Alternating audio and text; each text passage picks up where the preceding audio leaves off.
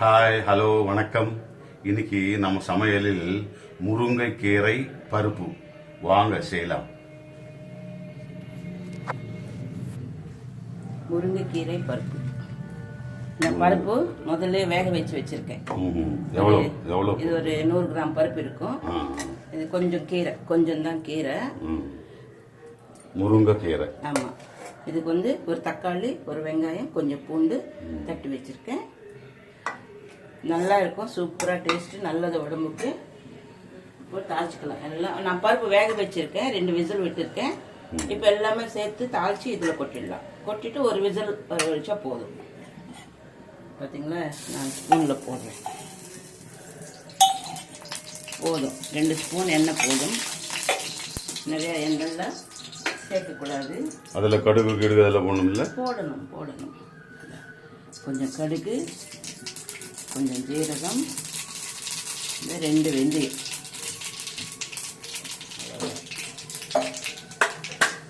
இப்போ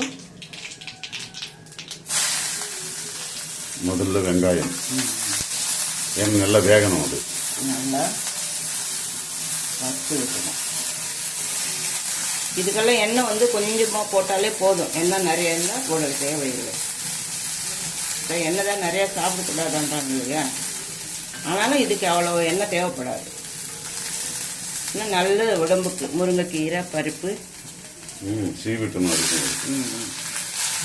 இப்போ முருங்கைக்கீரையில் வந்து என்ன வகை செய்யலாம்? முருங்கைக்கீரை பொரிச்சிக்கலாம், பொரியல். இந்த மாதிரி சாம்பார்லேயும் போட்டுக்கலாம். இந்த மாதிரி கூட்டு பண்ணிக்கலாம்.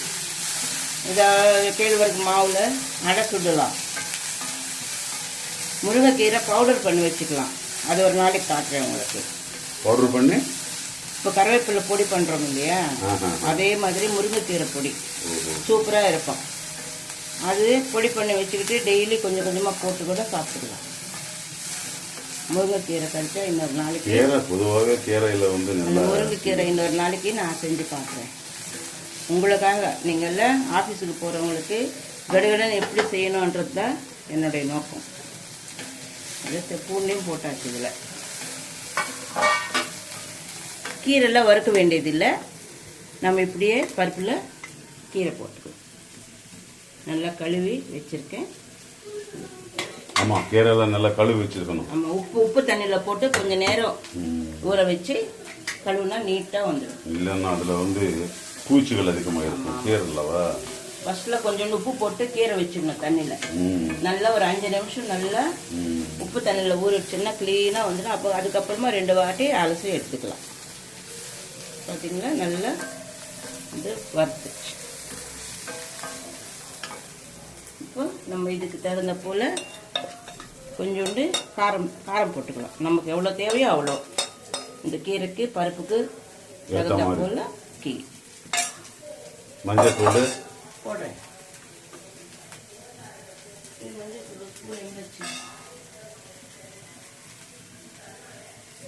கொஞ்சோண்டு மஞ்சள் தூள்,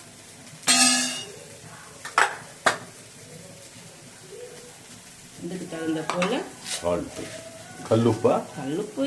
அவங்கவுங்க சிலது சால்ட்டே யூஸ் பண்ணிக்குவாங்க. நம்ம கல்லுப்பு பார்த்தீங்களா, இதுக்கு தகுந்த போல் போட்டுக்கோங்க. உங்களுக்கு எவ்வளோ தேவையோ அவ்வளோ உப்பு காரம் நீங்கள் சேர்த்துக்கோங்க. நான் எப்படி செய்யறது மட்டும்தான் நான் சொல்லித்தரேன் உங்களுக்கு.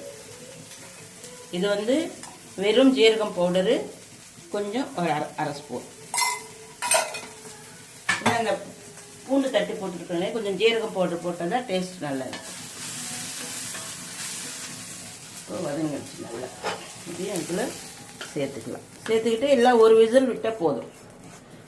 இல்லைன்னா கூட அப்படியே கூட நம்ம விசில் விடாமல் குக்கர் இல்லாமல் வெறும் கிண்ணத்தில் கூட செஞ்சுக்குவாங்க. அது கொஞ்சம் லேட் ப்ராசஸ். இது கொஞ்சம் சீக்கிரமாக முடியும். இதுக்கு கொஞ்சம் தண்ணி, ஒரு 3/4 டம்ளர் தண்ணி ஊற்றினா போதும். ரொம்ப தண்ணியானா கூட நல்லா இருக்காது. அப்புறம் வேணுமுன்னா நம்ம மிக்ஸ் பண்ணிக்கலாம்.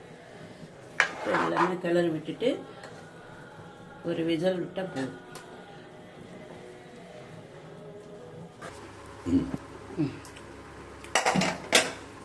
ரெண்டு விசில் வந்தாச்சா? ஒரு விசில் போதும். ஒரே விசிலா? பார்த்தீங்களா, முருங்கைக்கீரை பருப்பு ரெடி. ஆஹா ஆஹா, என்ன ஸ்மைல், ஸ்மெல்லு, என்ன ஸ்மெல்லு, என்ன வாசனை, சூப்பராக இருக்கும்.